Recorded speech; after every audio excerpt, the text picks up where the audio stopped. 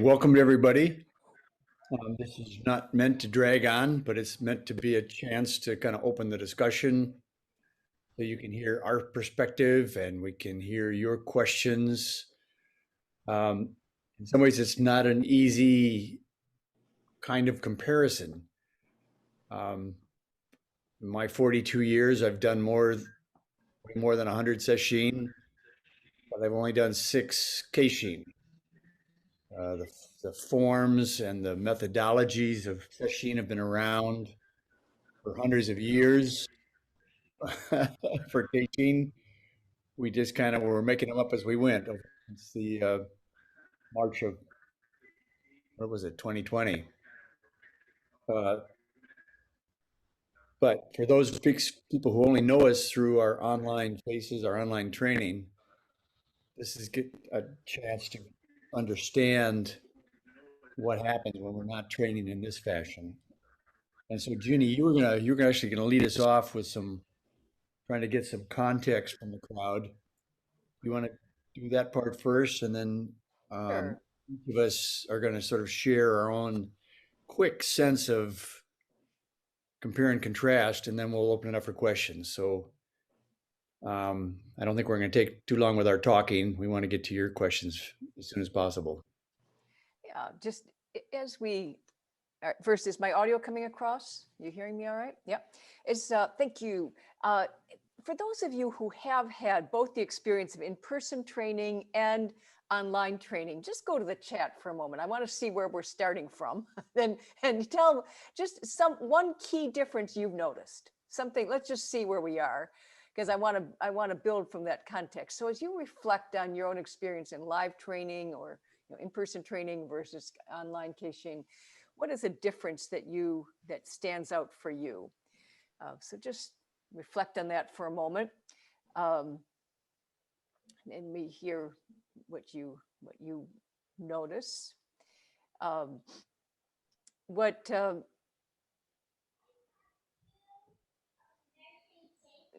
Great. So what Patali Sensei is pointing out right from the start, and it certainly matches my experience, is the intensity is different. There's an intensity difference. It's you could say in one case, if you're a musician, and I know many of you are musicians, you've played a musical instrument, the difference between being in the orchestra pit with a bunch of other musicians versus um, uh, playing to a screen, playing to a screen. So there's the live training has many more multimodal, sensory stimulations going on for sure. And, and the, um, uh, the group dynamic um, I guess Heather's pointing out, the ki, the energy is much more, you could pick it up through a lot more senses. The energy in the room is something you feel, you sense it, right? Uh, the what I what I would one of the things Marcella's pointing out is the complementary nature of these two forms of training. What we've really seen in the kind of training that we are doing in Keishin or in the virtual dojo is how it brings it into our home and how we can train more consistently. I would say the two forms of in-person and online are actually very complementary.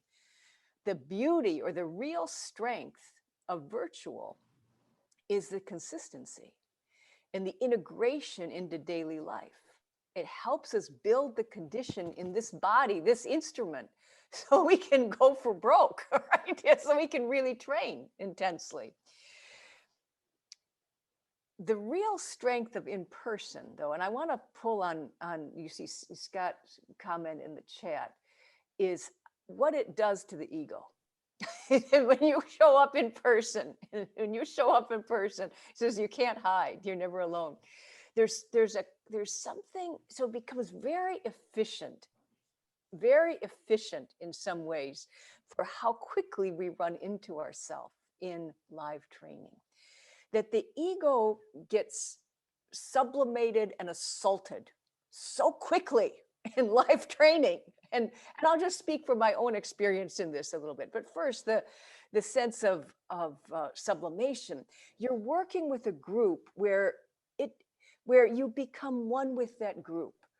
Like you heard Patelli Sensei, talk about kin hin is kin hin. And for those of us who have trained live, we know what that means. You walk with the rhythm of the group. It's not you doing your own thing, you walk with the rhythm of the group, but how do we do that online? It's harder to get that feeling online, right? Or when we take a meal together in live training and in-person training, it's not pick and choose what I want to eat. I eat what's served. And I eat with the rhythm of the group. And I eat with awareness of the group so that nothing's wasted and no one's hungry, that things work out.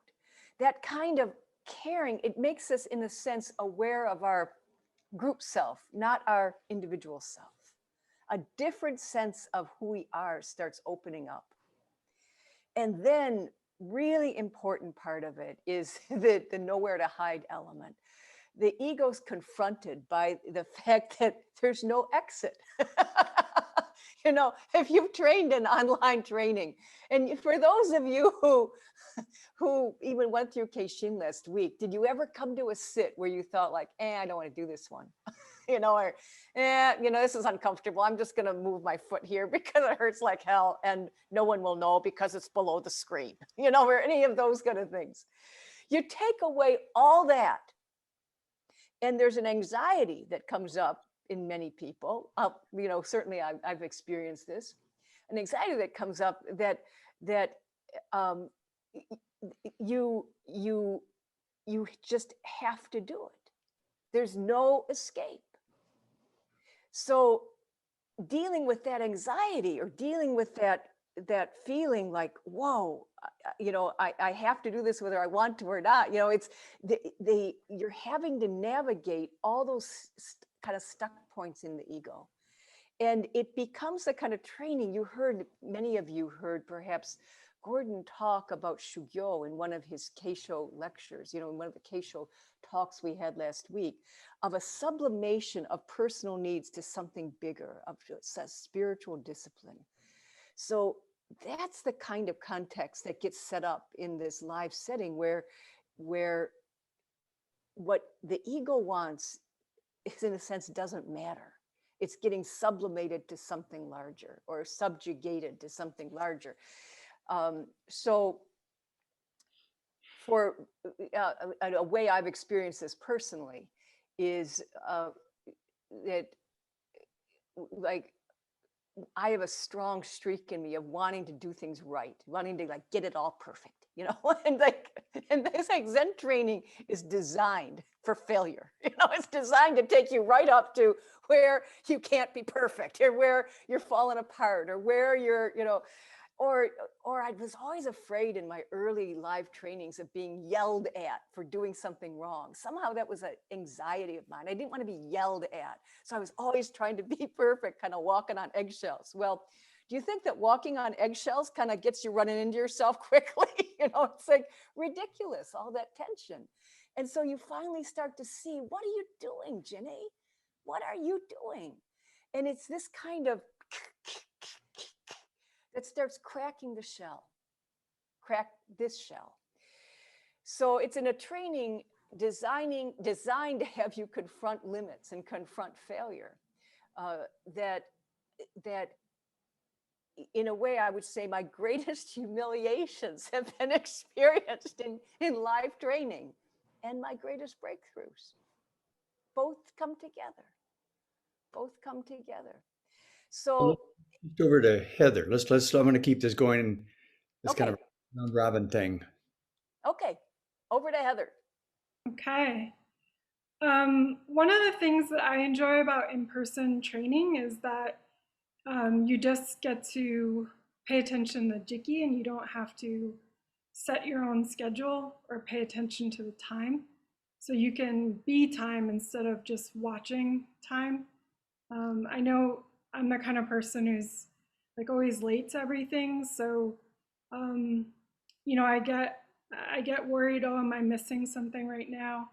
But when you're in person, you can actually use your intuition to sense when you're late, or when you feel like, oh, it got quiet all of a sudden, I must be late. Or you can just sort of actually start to experience being more in touch with your environment, and using that to instead of like a watch, like nobody wears a watch.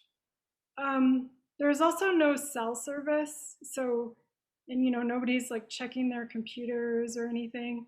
So that's going to be really different for you. Like essentially, you're going to be unplugged in person. The other thing I really like about in person is that when it's working right, you feel kind of like you're part of a school of fish. So the group turns and you don't really have to think about it. You just turn.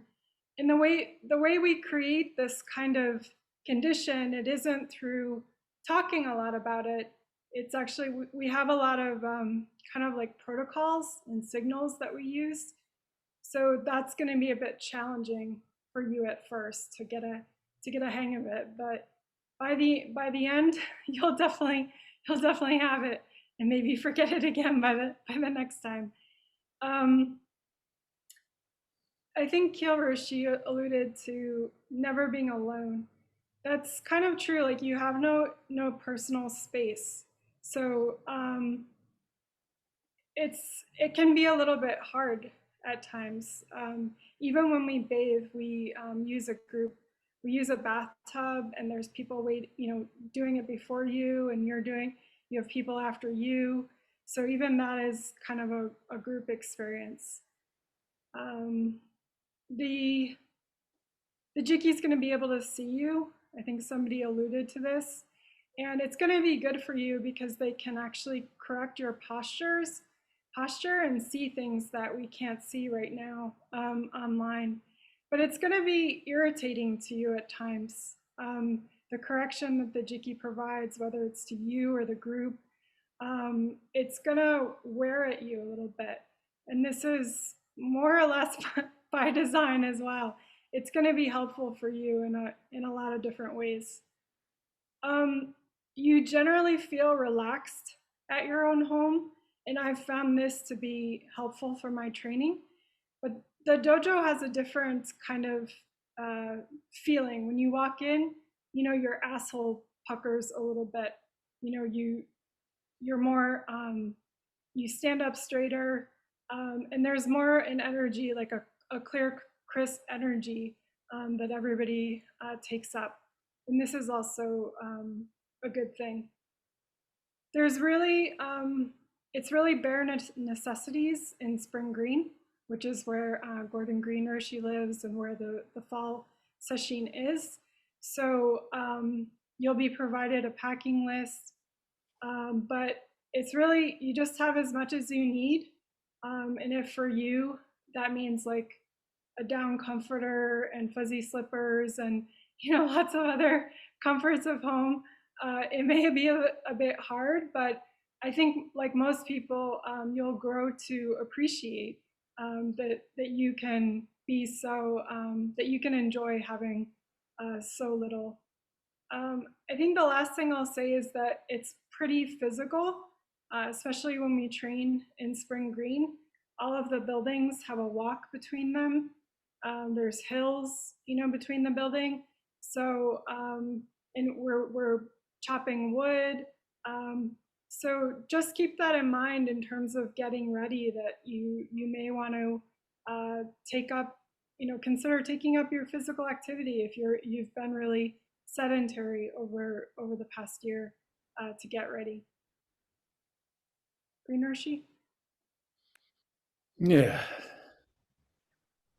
Well, take a breath, everybody. This is, Ginny, Heather, and I didn't share much ahead of time, so it's interesting for me to hear their sensations, their experiences. It's a little bit hard to see you as a little minuscule 1 inch by 2 inch square on my screen in terms of what's landing, what's not landing. Um, in some ways, they're talking the atmosphere of Sesshin more than sort of the logistics. And we're not really, logistics are different, but that's of less consequence than the ways in which the atmosphere is different. And so as I was preparing for this, I just set up sort of 7 contrasts that struck me as differences between Keishin and Sesshin. And I'll pretty much just step through them without a whole lot of explanation, but for the ones that catch your attention, turn it into a question. What did you mean by that? Or can you say more about that? So the first thing I notice is that when we're online, um,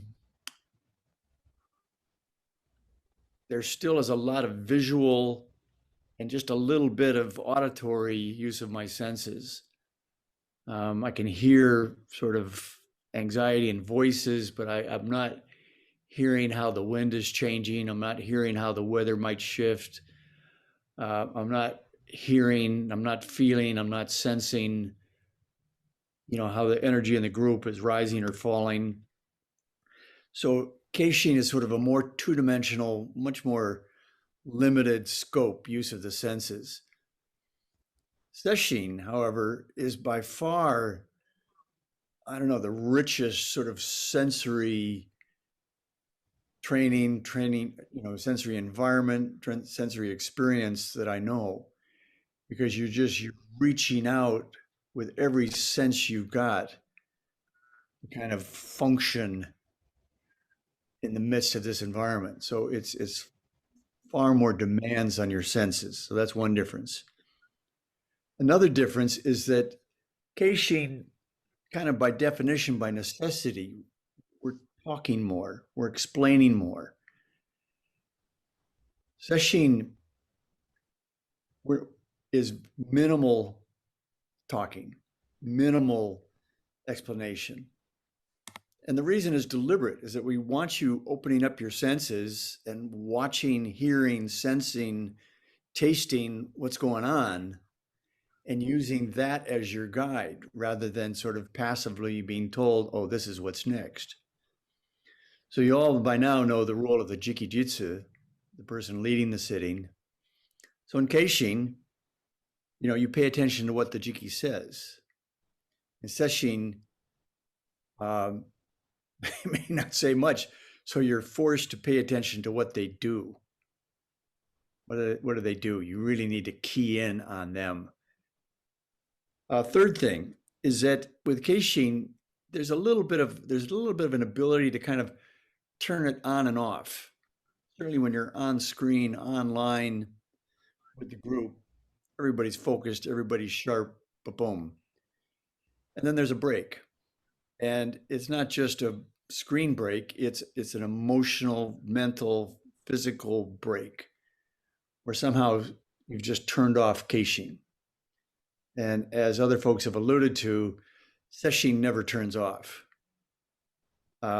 You'll find that your sleep actually has got a lot of Sesshin going on in it. It's just always there. It's just kind of a force that you've agreed to be part of. You show up, bam, here we go. This wave is moving and you're part of it.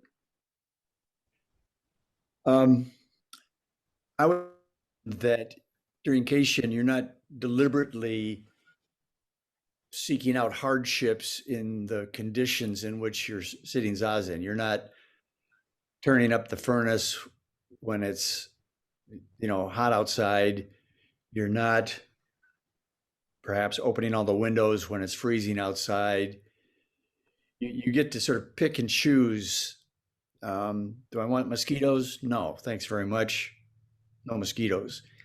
Those things are all you can control by choice. Whereas in Sesshin, as both Ginny and Heather have alluded to, we're in much more minimalist conditions. You're going to be fed. You will have a roof over your head. You will be safe from harm. But beyond that, we're not controlling the weather. We're not controlling the bugs. We're not controlling the sound of farm machinery in the field next door that shows up to break the peace of a morning zazen.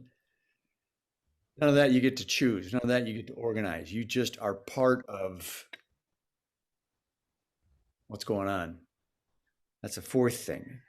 Fifth thing, that your work project, to the extent you have sort of a work project that you do during Keishin, it's your choice. It serves a need. Um, and you kind of have a start and a finish to it based on the Zazen schedule or the meal schedule or whatever. Whereas Sesshin, work projects, they're not, we don't have to invent them.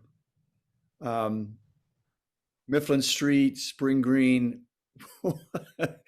there is a lot of work that it takes to have these places function. Uh, and so the work projects are of necessity. And maybe we're working with rocks to build something that we need. Gee, 4 o'clock is supposed to be bath time. Well, too bad, because if we can just put in another hour of these rocks, we can get something significant done. So screw the schedule, we're moving rocks. Uh, to me, I find pleasure in that. I love being part of big work projects where you feel like you're working toward a real critical necessity and getting something done.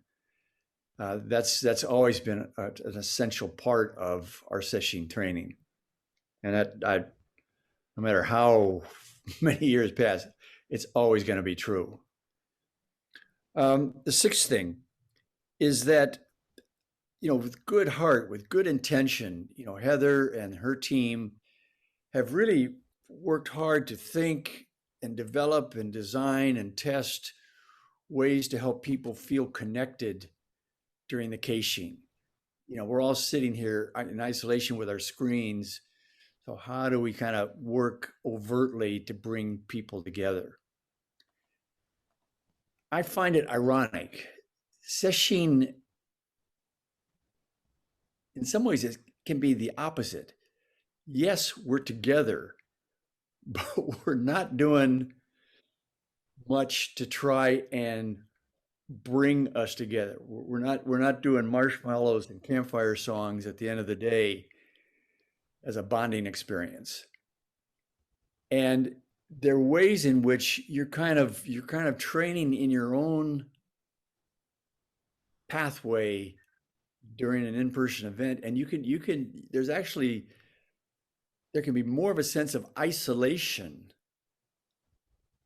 than there is doing an online Keishin. Ginny alluded to this. You're sort of forced back on yourself. And when you're forced back on yourself and you're looking out here, but all you see is yourself looking back at you, that can feel pretty isolating. And I know for me in my early days of Sesshin training, one element of that was always a sense in which, well, everybody knows what's going on. They all moving like those fish that Heather described, and I'm not.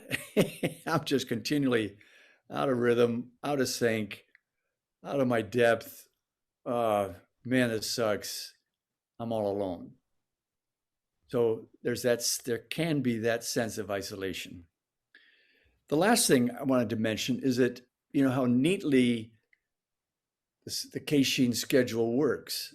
We know when Zazen starts, we know when it finishes, we know when this happens, we know when that happens. And it's kind of like that's how it goes. In Sesshin, we give the Jikijitsu, there is a schedule, and the Jikijitsu has the schedule, but they have far more discretion of how to use that schedule. Maybe this period of Zazen, maybe it's not going to be 2 half-hour periods of Zazen. Maybe it's going to be 1 hour Zazen. Or maybe we're going to break up the morning and we're going to go off and do Kihin hiking up to the meadow. Because the job of the Jiki is to help everyone get to their limit. Let's just say it's your limit of comfort. And for some people, that limit might be starting out kind of down low. Other people who've trained quite a bit, they find that their limit of what they can deal with is much higher. And it's just one of the miracles of Sesshin training that those all can blend if everybody is at their limit. So the Jiki is that's their main job, is to figure out what does it take to get people to that point and then sort of sustain them. Because even for me, I'm during Sesshin, I'm at my limit. And what I notice is that when I can kind of not run away from that, I can sustain my training at that point when I'm least comfortable.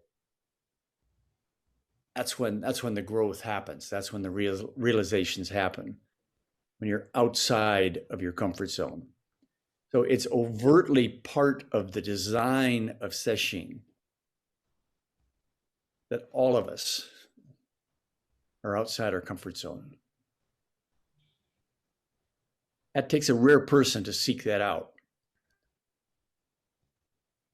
There has to be something in you that sees or senses, yeah, that might be worthwhile.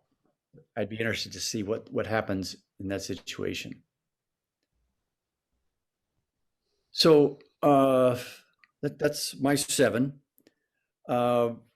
Just a quick cycle back through. Ginny, anything further you want to say, or Heather, you want to say before we go to questions? No, I'm good. I think let's hear the questions. Heatherino? Sorry, I'm nodding no. Okay, yeah, there she is. Yeah, so okay. We can either say there's no dumb questions, or we could say that all questions are dumb. So let's start with the dumbest questions you got.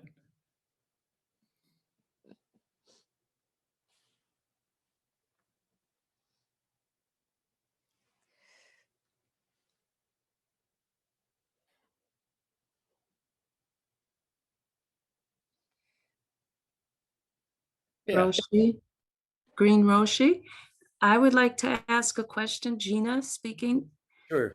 What would be the direction moving forward for Zen training? And would there be a different pathway or be a combination, or that's what I would like to know. Sure. And I'll pass that one to Heather, because I know she's been thinking a lot about that. So I had written to the group just this past week for feedback on this plan, but what we're proposing is that we always have had 4 in-person session per year, and we want to have the Sesshin be separate than the Keishin. So it felt like a lot to do 4 Keishin and 4 Sesshin. So what I'm proposing to try this year is to have 2 Keishin in the fall, one in the fall, one in the spring. And then we have our 4 seasonal in-person session as well. So if you wanted to, you would be able to participate in 6 different intensive trainings per year, 2 online and 4 in person. And as far as I know, daily online Zazen will continue morning and evening. That's right. And we'll probably have Zazen Kai, and we'll see how things go. Yeah. Does that help, Gina? I know Thank you very much. Yes, I apologize. I thank you so much for that. I appreciate it. And it does help. Yeah, we Sorry. know that everybody can't travel. Yes. So we've learned a lot about how to work online, and we're not going to walk away from that. I saw Dennis put up a hand. Yes, thanks. I was just wondering if you had any thoughts about, so you wind up the 7 differences, which I like very much. And I wondered if you would see any difference in depth of learning based on those differences.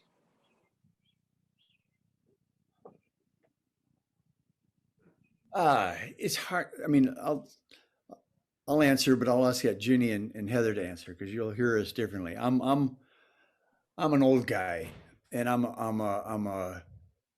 like my stuff tangible. I like to touch things, smell things. I'm a highly sensory person. Um, so and I have, like I say, just 42 years of training in Sesshin, um, and hardly the year and a half in Keishin. So I have my own personal bias, but we've seen students strive during, no, not strive, well, strive and thrive during the online training. And I think part of that was that uh, the reason we had to do online training was because of the extreme conditions we faced from the pandemic. And that coincided with a lot of other sort of really deep social divisions, problems, crises, catastrophes. So people were facing hard stuff.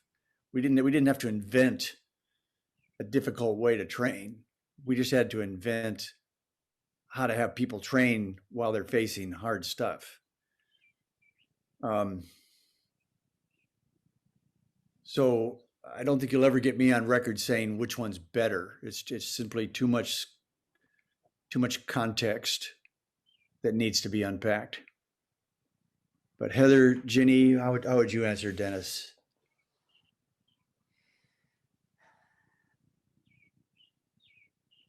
I wouldn't say better or worse, but I would say you probably could have heard in my opening comments that added intensity, that nowhere to hideness, that running into yourself, running up against those limits, the rate at which you do that, the rate at which I do it in a live setting is probably more than I experience in Keishin. That's my experience. But again, the bias I bring to it is that I started doing Sesshin as a beginning student, right? I started doing Keishin as a senior person, so I come to Keishin with a lot more experience than I came to Sesshin with. Yeah. Heather, what would you add? I would agree with that point. I think it's been very hard for us to know,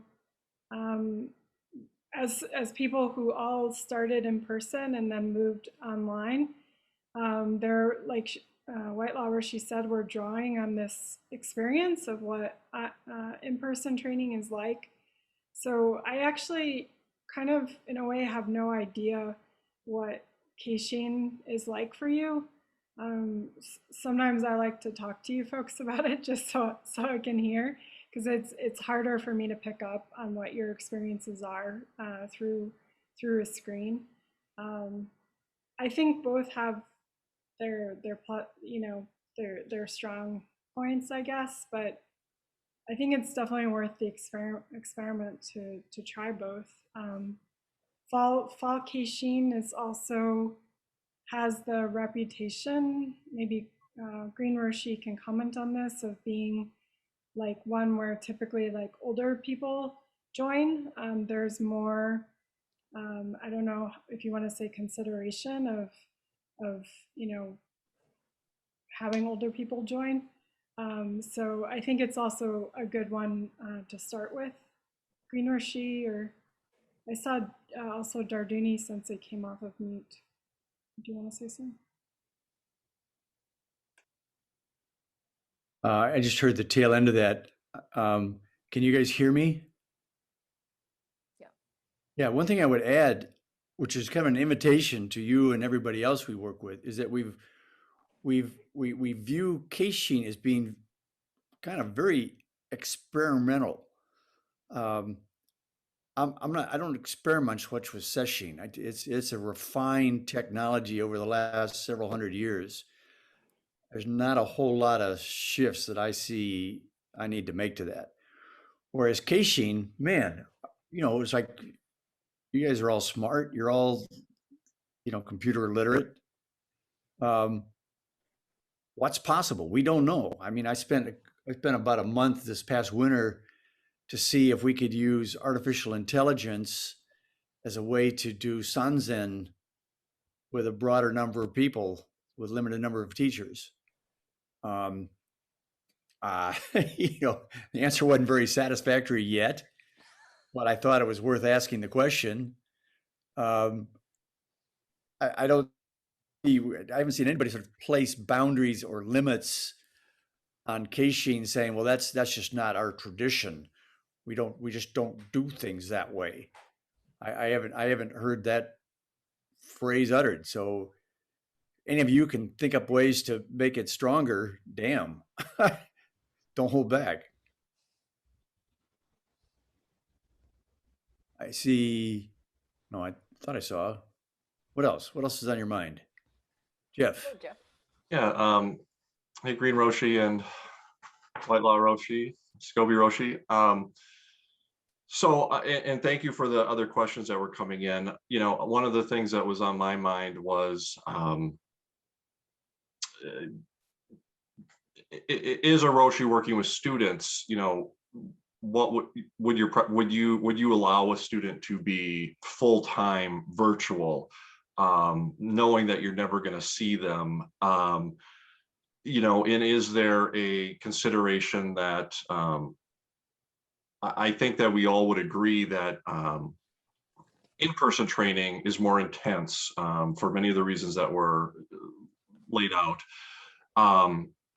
That students taking that route are going to progress at a different level.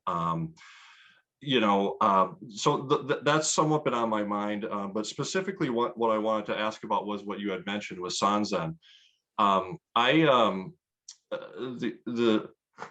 group that I was with and my teachers retired in 2017, and their Dharma heir moved the same year. At that point, I was considering working towards becoming a priest, and he would not work remotely. So my options were to drive up to or look for something else. And so I actually for a couple of years was with and what happened during the pandemic was that he did not embrace the change and the potential for, you know, using technology, and would not meet with students virtually.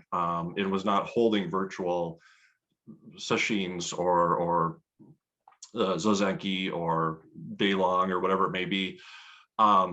So as far as I'm concerned, what you all have done has been really not only impressive, but risky at the same time. And I think that the benefits have shown themselves. The benefits of being able to reach a wider audience, exposing more people to this type of training, and allowing people to have connection in a time where there was a lot of despair and a lot of isolation. So I'm absolutely grateful for the virtual dojo and for the work that you all have done. I also see value in person, absolutely. And I have done a dozen or so Sesshin over my years in practice. But I feel that I have made such a connection to this virtual aspect that it's something that I absolutely want to continue. And I think that what you guys are talking about sounds really interesting, kind of a combination. If I want to sit a couple times a day, but my work schedule doesn't allow for me maybe to go to the dojo, is there an option that maybe isn't not as good or bad, but is different that I can take advantage of? And again, for that I'm grateful. But I guess after kind of saying all that, the question particularly was more about how you came to the decision to actually try this out and experiment with this and what you're finding, because it used to be taboo to, have Sanzen or meet with your teacher by phone or online. And I think that what we're finding is that across space and time, you can connect with someone, whether it be by their voice, by their image. I know that I have felt the group energy in things that I participated in with the group. Maybe I didn't feel the energy when someone walks into a room as I had in person. However, it's there, it's sustaining. I last week sat in on the public sittings, and it was different because the group had built up energy. And when I jumped on at 7 o'clock in the morning and 7 o'clock in the evening, it was different. I could feel it. It was a container that was welcoming and holding me. And it was so rambling a little bit. Thanks for listening, and just want to get your perspective kind of on some of the points that I said. Yeah, heartfelt stuff. I appreciate your experience and your openness. And I would say again, Heather is the leader of our virtual experiments. What would you? I'm not sure if there was. I mean, there sort of was a question in the midst of that, but let me just see if I understood. Because you started off, I guess, were you asking, is it possible to simply continue training online with a teacher, do Sanzen, do online Zazen, and never participate in an in-person session? Is that basically your question? Yeah, that's possible, and your thoughts about that and how it would work. Sure. Well, let me turn to my colleagues first.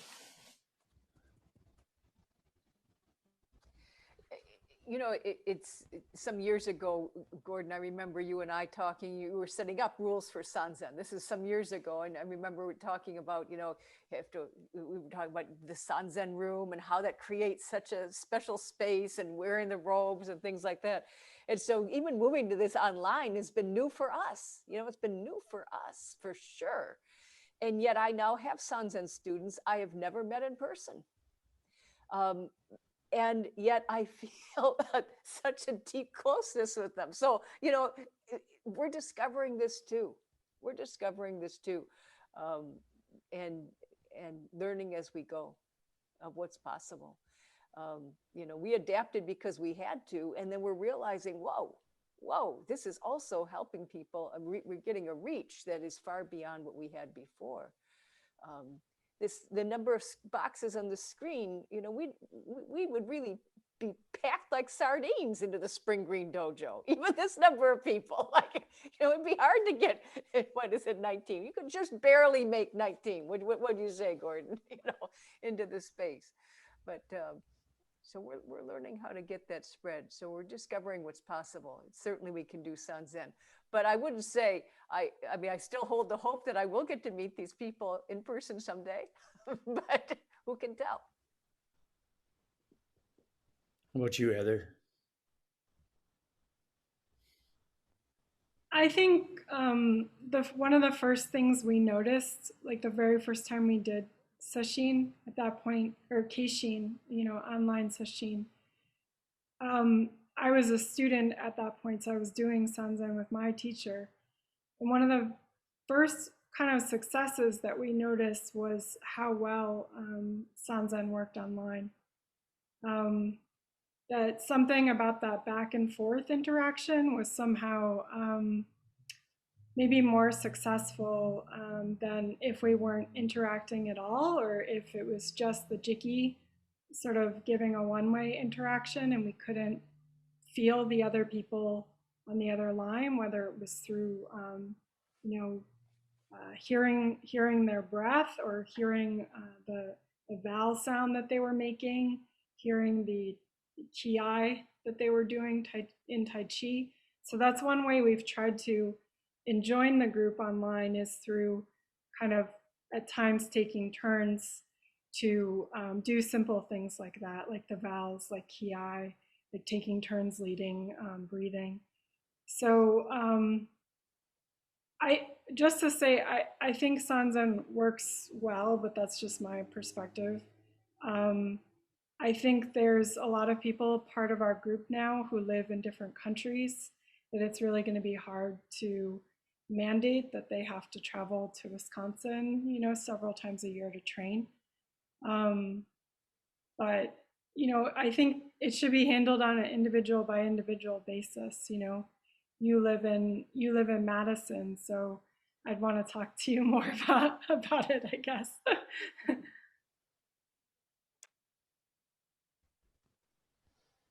Yeah. There's unexpected, as you're hearing, strengths to online Sanzen. Um, and I guess part of my test of that is I also work in fairly intimate fashion with medical students who are exploring their own fears and hopes and frustrations as they're learning medicine. And this has been done year after year after year in very small groups, very confidential settings, small rooms, a lot of bonding, a lot of sharing, a lot of openness, a lot of trust has taken place in person. And this is the first year we did it online. And I found no drop off in the degree of trust and openness and willingness to say difficult things. And so the rest of it is just kind of very little consequence. And I think Sanzen has some of that same element. I mean, yeah, I can't hear my students the same way, or I can't pick up on subtleties perhaps the same way, but there is such a hunger between me and the other person to kind of, is as if we're trying to strip away the screen as much as possible. So there's an intensity to the interaction. If this is all we've got of each other, oh my God, I'm going to make the most out of it. Uh, that was very unexpected, and I think it can lead to a lot of power to the encounter.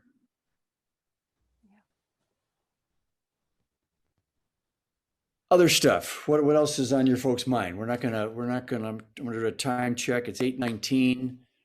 Um, I think we're gonna shut down in 10 minutes. Given 10 minutes, what do you got? What's what are you thinking about?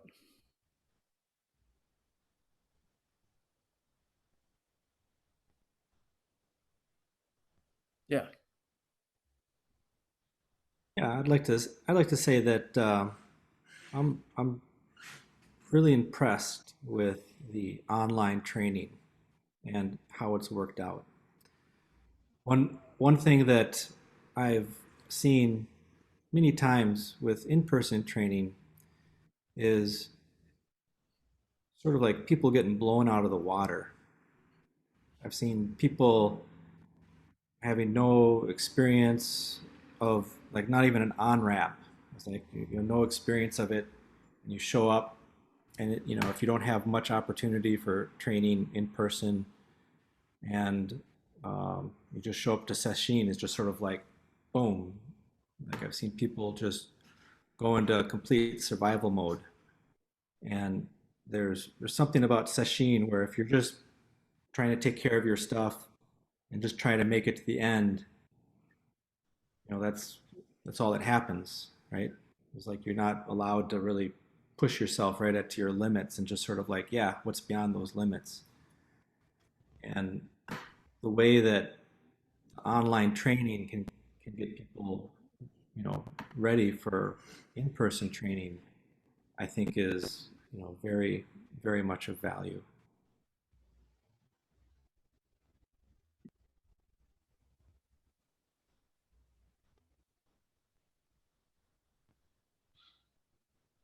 Dennis.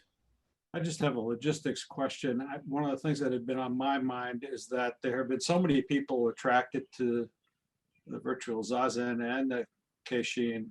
I'm wondering if you might be inundated in the live sessions at the dojo, inundated with Jenny said 19 was kind of a limit in some ways, and there have been more in some that I've been at. Yep. But I'm just wondering if We're looking- you're getting a sense that there might be many more people wanting to train that way. It'd be a nice problem to have, and we've begun talking about ways to handle that. If there's more demand than ordinary, what else can we do? We could increase the frequency of sesshin. We could we've got now Mifflin Street is functional and fully capable of running as strong a sesshin as we can here. We didn't have that before. It depends on the time of the year. In the winter, conditions are far more dangerous. You don't want to make mistakes with how you're handling people's well-being in the winter when it's minus 20, whereas in the summer things are more forgiving. So you get drenched in a thunderstorm. Big deal. So I'd say we'll face the problem when it happens. And Dennis and others, I put in the chat the sign-up sheet to indicate interest for fall session. We're starting a kind of running list, and we're evaluating, how many people we can fit, and whether we're going to actually, like, how we're going to handle the demand of how many people want to come.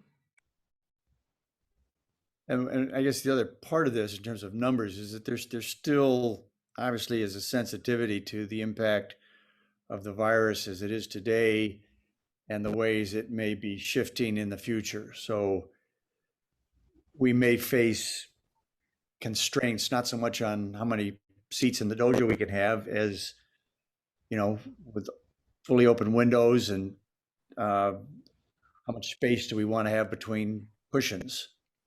That'll be a determinant. We don't know yet. We're looking forward to in person, but we're not blindly just thinking that we're going to do what we've always done. That we all face a tougher, more dangerous world than we did. And just to mention, we have decided that vaccination will be a requirement just in terms of keeping the group safe. Thank you. Yep.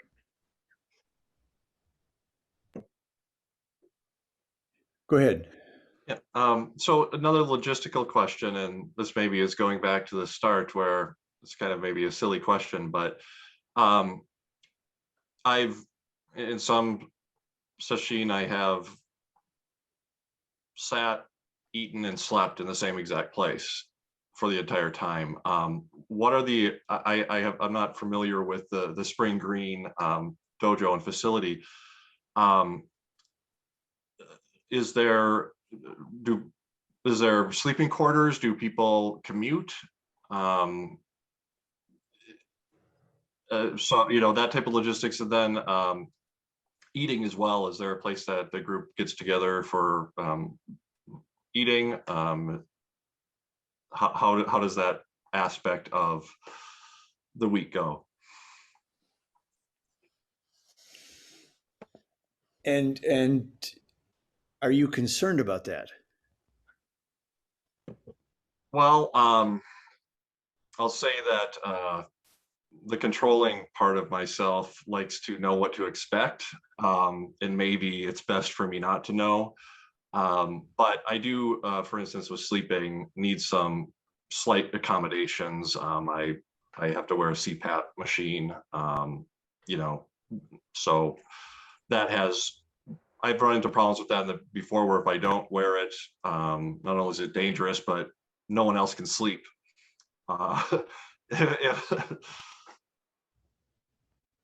In general, we can get pretty nuanced in what we do and how we do it and why we do it. But our starting point is one for all and all for one. You know, if Joe's jumping up and down, running outside to vomit at 3 a.m. and wakes everybody up, well, that's just, you know, that's just part of Sesshin. Um, and in general, yes, people sleep where they sit. People eat a few feet away from where they sit. Um, Nobody commutes. If you're going to be here, you're here. And it's kind of like you board the ship and the ship sets sail, and that's how you are. Somebody has a problem, we all have the problem. Uh, I don't know. How would you've seen much of what we do and don't do.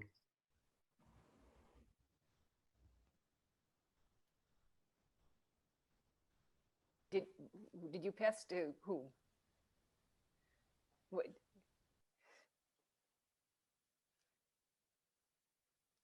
But Ginny, did you pass to somebody? Did you? I was opening it up to other Yeah, commentary. other people, yeah. Yeah. Sure. Yeah. Well, how I about for would you? say if you need a CPAP machine, bring a CPAP machine. Just saying. Of course. Oh, of Of course. course. Yeah. Of course. Right. And when people are getting 4 hours of sleep, Yeah. I would imagine most of them can sleep through a lot of noise coming out of a CPAP. Of course. I was at a sesshin once though, where somebody brought in a blow up air mattress. That I would say, nah, leave that one at home. So I mean, I've slept with. I never thought this was possible. I've slept with people who can snore louder than an outboard motor on the back of a speedboat.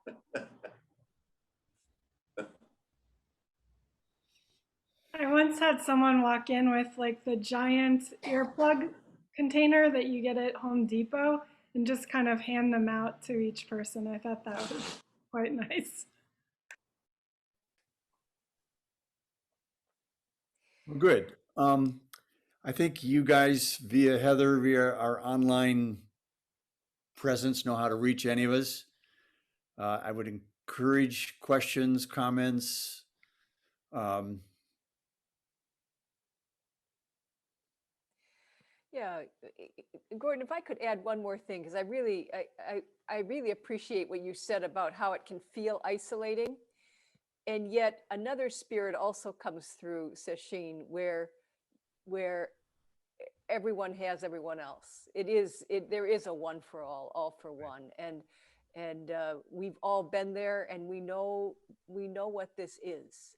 We know what this is. So it may feel isolating, and yet when you see through that, you realize not so isolated. Good, good, good, good. Okay. Heather, is there like a theme song that you play to send us off into our happy evening? No, usually I just thank the presenters. So thank you so much. Thank you all. No, it's nice to see so many people here. I hope we all get to train together in person soon. Yeah. And I'll also see you online soon too. So